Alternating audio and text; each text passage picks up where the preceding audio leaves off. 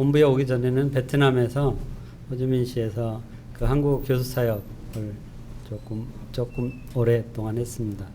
이건 이제 1월 달에 한국에 들어와서 지금 훈련 동원 사역을 하고 있는 중입니다.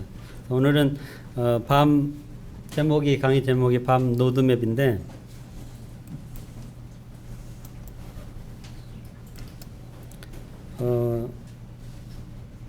첫날, 둘째 날 강의 오신 분들은 강의를 이제 강사님들이 하시고 이렇게 질문 오고 그러면 오늘 강의를 들으면 뭔가 있을 것 같이 이렇게 소개를 하셨거든요. 그렇죠? 그래서 막 이렇게 3일째 하시는 분은 오늘 오면 이제 뭔가 해결점이 보일 것 같은 그런 기대를 갖고 오셨을 것 같아요. 그렇죠? 네. 그래서 제가 오늘 뭔가 이렇게 답을 줘야 될 것 같은 부담이 있는데, 로드맵이 답을 주는 건 아니죠. 그냥 이렇게 내비게이션입니다. 내비게이션. 그러니까 그 길을 가는 거는 자기가 가는 거예요. 제가 이런 길로 가는 방법이 있습니다. 길만 알려주면 가는 것은 여러분이 가는 것이기 때문에 제가 답을 드릴 수는 없고요. 그러면 이제 그 어떻게 찾아가는지 그 내비 아니면 김기사, 뭐 티맵 여러분 막 이런 거 쓰시잖아요. 그러면 그 김기사를 어떻게 해서 주소지를 가고 싶은 목적지를 입력하고 그 어떻게 사용하는지 정도는 제가 알려드릴 수 있습니다. 실제 가는 길은 직접 운전해서 가는 거는 여러분이 하는 거죠. 미리 이제 책임을 회피하기 위한 해답이 없을 때, 예. 제가 이 강의를 준비하면서 참고했던 책들입니다. 캐럴 로스가 지은 당신은 사업가입니까? 이 책을 읽었는데, 이제 이 책에서 얘기하는 것은 사업을 하기 전에 사업을 하는 방법을 얘기하는 게 아니고 왜 사업을 해야 되는지에 대한 얘기들을 쭉 하고 있습니다.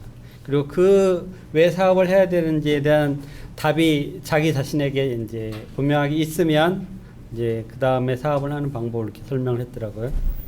그 다음에 주제가 밤 로드맵이기 때문에 제가 밤에 대한 책을 참고를 했습니다. 이거는 닐 존슨이 쓴 비즈니스 에즈 미션이라는 책인데, 아마 전 세계에서 나온 밤에 대한 책 중에는 이 책이 아마 제일 잘 돼 있는 책 같아요. 여러분이 아마존이나 아니면 한국의 알라딘 이런 데 가면 책을 살 수가 있거든요. 이런 밤에 관심 있고 내가 밤을 하고 싶다 그러면 이 책을 꼭 사서 읽어보시고 밤을 하는 동안 계속 곁에 두시고 이 책을 보시면 아마 이 강의를 듣는 것보다 훨씬 더 많은 것을 얻으실 수 있다고 생각합니다. 질문을 하나 드리겠습니다. 우리가 이제 한 주간을 살아가는데 주중에 한 주간 월요일부터 그러니까 주일부터 토요일까지 이 한 주간 중에 어느 요일 어느 시간에 사람들이 가장 많이 죽을까요? 혹시 생각해 보신 적 있어요? 한번 생각해 보시고 한번 답을 해보시죠. 예? 금요일 몇 시? 불금이니까 불타는 금요일이니까 자정이요. 그럼 금요일 자정에 왜 사람들이 많이 죽는다고 생각하세요? 불타 죽어서. 또 다른 분.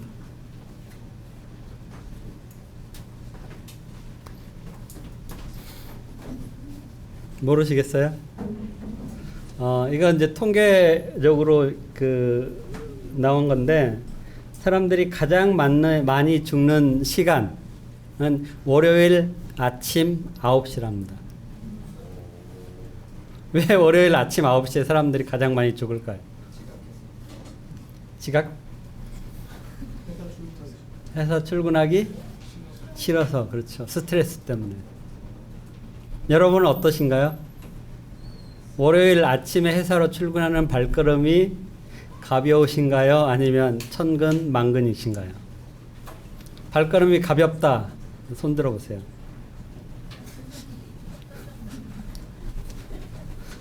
두 명이 들었습니다.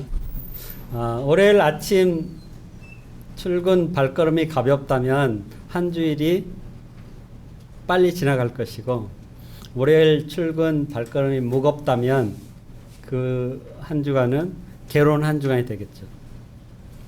아마 여러분이 이제 두 분을 제외하고는 다 손을 안 드셨기 때문에 여러분의 직장 생활, 여러분의 한 주간의 삶은 괴로운 한 주간이 될 것입니다.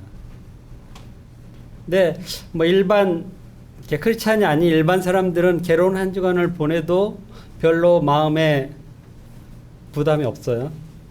내가 크리스찬으로서 살아가는데 그 한 주간 월요일부터 토요일까지 삶이 괴롭다면 마음에 고민이 있어야 되죠. 왜 괴로울까? 그런 고민을 하셨어요? 난 그런 고민을 한 번이라도 해봤다. 손 들어보세요. 멘토들은 빼고요. 그다음에 이제 우리가 교회에서 이렇게 신앙이 좋은 사람, 그러면 주로 어떤 사람들을 신앙이 좋다고 얘기를 하죠? 주일에 이제 교회에서 가르치는 강조하는 신앙은 주일을 사모하는 삶, 그렇죠? 그래서 한 주간 괴로운 한 주간을 빨리 보내고 주님을 만나길 고대하는 주일을 사모하는 삶, 주일을 기다리는 삶이 좋은 신앙이라고 배웠고 그렇게 신앙생활을 해왔죠. 교회에서는 한 번도 어느 누구도 월요일을 기다리라고 말하지 않았습니다. 월요일을 기다리라고 가르치지 않았기 때문에 월요일 날 직장에 출근하는 발걸음이 무거워도 신앙적으로 한 번도 괴로움을 느끼지 않았고 한 번도 고민을 해보지 않고 살아왔죠. 그리고 항상 괴로워도 괜찮으니까 한 주간 힘든 한 주간을 보내고 주일날 교회 오면 주일날 목사님이 여러분을 위로하고 세상에서 얼마나 힘들었겠느냐 위로하고 세상으로 보내는 그런 신앙의 패턴 속에서 우리가 살아왔다는 거죠. 주일을 기다리는 신앙이 더 좋을까? 월요일을 기다리는 신앙이 더 좋을까?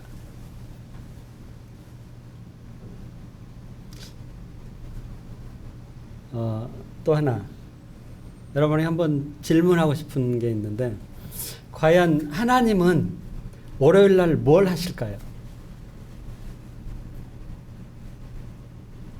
생각해 본 적이 있으세요?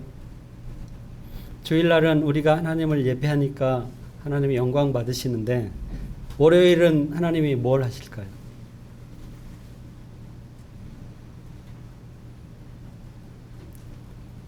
고민해 보셨어요? 주일날 내가 예배를 통해서 하나님을 영화롭게 했는데 내 영광을 받으신 하나님이 내가 월요일 아침 출근하는데 나와 함께 가실까? 가신다고 생각하세요? 그런데 하나님이 나와 함께 가시는데 그 출근 발걸음이 왜 무겁죠?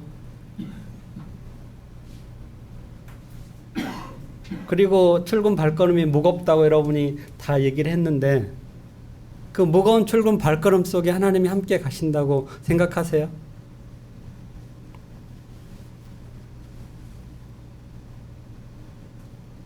여러분이 그 무거운 발걸음을 옮기는 그 시간에 하나님이 함께 계신다고 생각하지 않기 때문에 여러분의 발걸음이 무거운 거죠.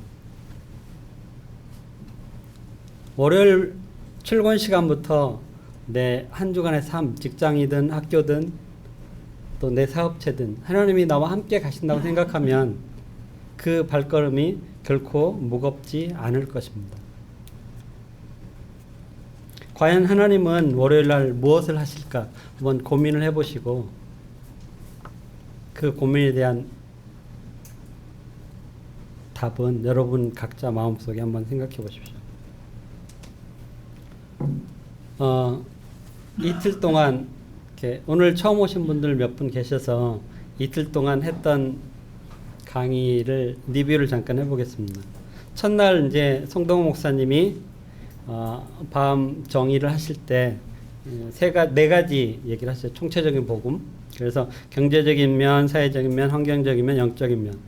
이 네 가지 분야가 함께 선포가 되고 우리는 그동안 앞에 세 가지는 빼고 영적인 구원만 강조를 했었죠. 총체적인 복음이 선포가 되고 또 선교도 이렇게 이 네 가지 분야가 함께 가는 것이 총체적인 선교입니다. 그리고 이 총체적인 선교 속에서 우리가 교회는 선교적 교회가 되어야 되고요. 개인은 선교적 삶이 되어야 되죠.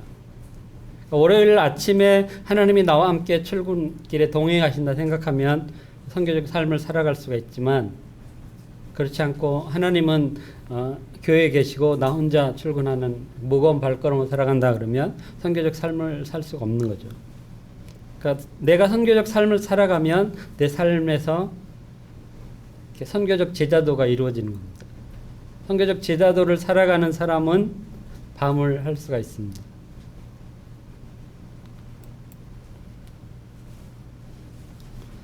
어제 정홍주 목사님이 이렇게 강의 중에 좀 보여주셨던 말씀입니다. 로마서 12장 2절 우리 한번 같이 읽겠습니다. 너희는 이 세대를 본받지 말고 오직 마음을 새롭게 함으로 변화를 받아 하나님의 선하시고 기뻐하시고 온전하신 뜻이 무엇인지 분별하도록 하라. 너희는 이 세대를 본받지 말라고 했습니다. 이 세대를 본받지 않는 것, 그건 뭐죠? 여러분이 그동안 이 본문에 대한 설교를 많이 들으셨잖아요. 어떻게 배워오셨습니까? 세상을 사랑하지 않는 것.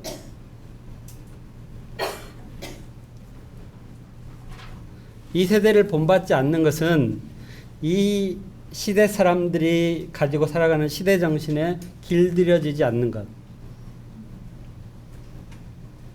그러니까 이 세대 사람들이 추구하는 그 방향을 따라가지 않는 것. 이 세대를 거스리는 것.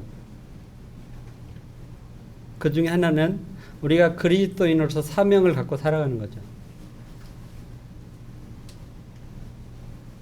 우리가 사명을 갖고 살아갈 때 구체적으로 어떻게 우리가 사명을 갖고 살아갈 것인가.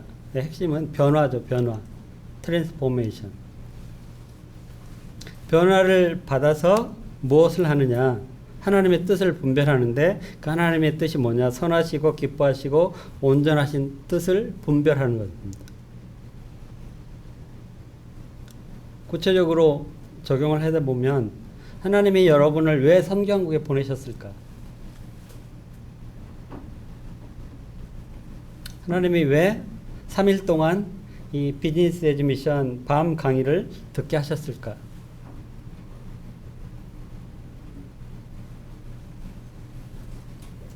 하나님은 우리 인생 가운데서 항상 고속도로를 주시는 건 아니죠.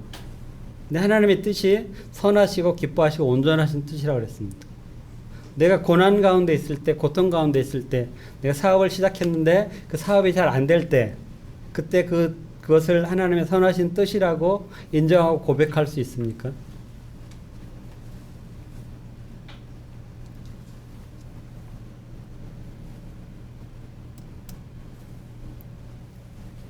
그 다음에 첫날 밤의 핵심 세 가지를 이렇게 말씀하셨고 어제도 또 강조를 했죠. 유지 가능성, 선한 영향력, 선교적 의도성. 여기 우리 벽에 붙어 있는 거, 이 세 가지 핵심이 이렇게 쭉 붙어 있죠. 이 세 가지를 항상 생각을 하십시오. 이게 이제 어제 그제 강의의 리뷰입니다. 총체적 복음, 밤의 핵심 세 가지. 이걸 꼭 기억을 하시면 좋겠습니다.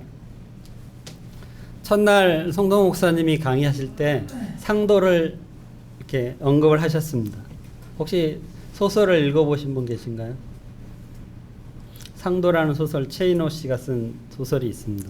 거기에 주인공이 임상옥인데 실제 인물입니다. 1779년에서 1855년까지 생존했던 실제 인물이고 이분은 의주에서 중국 무역을 했던 사람입니다. 그 당시 의주는 대중국 무역의 중심지였고요. 특별히 중국에 인삼을 수출하는 그 일을 했는데 이 임상옥 씨가 인삼무역의 개척자였습니다. 여러 가지 사건들이 나오는데 거기에 이제 나오는 이렇게 글 중에 중요한 글이 재상평여수라는 말이 있고, 이 재물은 평등하기가 물과 같고 인종 직사형이라는 말, 사람은 바르기가 저울과 같다라는 말을 있습니다. 그러면서 사람을 강조하는 이렇게 내용이 나오는데, 그 이제 상도를 쭉 읽어보면 중간에 그 의주상인과 개성상인을 이제 이렇게 비교해서 설명하는 부분이 나오는데, 의주상인은 상도를 강조했고 개성상인은 상수를 강조했습니다. 그러니까 상도라는 것은 그 상업하기 위한 철학을 말하는 거고, 상수는 방법론을 말하는 거죠. 여러분, 이 상도와 상술 중에 어떤 게 더 중요하죠?